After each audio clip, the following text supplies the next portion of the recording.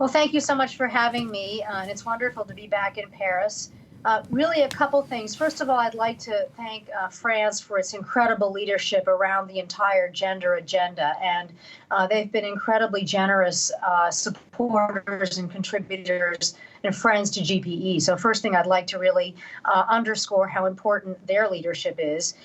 As we build momentum on the topic of gender, a couple of additional points. One is we very much would like to see gender remaining on the top of the international agenda for so many reasons. Principal among them is that educating girls is the way towards the path towards recovery out of the pandemic.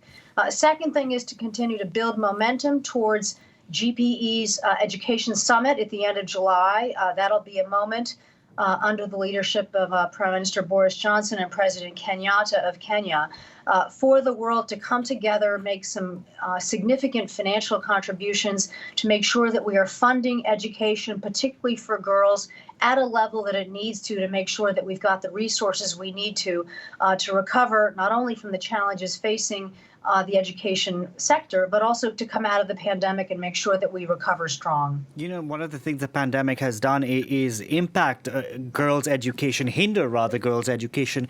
What measures need to be taken to incentivize governments and families to get girls back in schools? A couple of things. First of all, we've got to make sure that we're using the widest possible toolkit on education. This means investing in distance education. It means training teachers. It means reopening schools safely. It means learning assessments.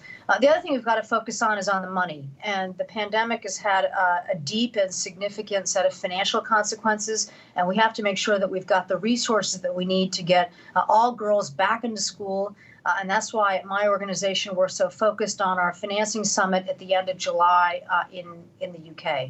You know, the pandemic has rolled back progress that has been made when it comes to women's rights. What does this mean in terms of the fight for equality? It's a very good question. We're here at the Generation Equality Forum celebrating Beijing plus 25, which is in fact Beijing plus 26. Because of the pandemic. And that moment in Beijing was very much about putting gender on the agenda.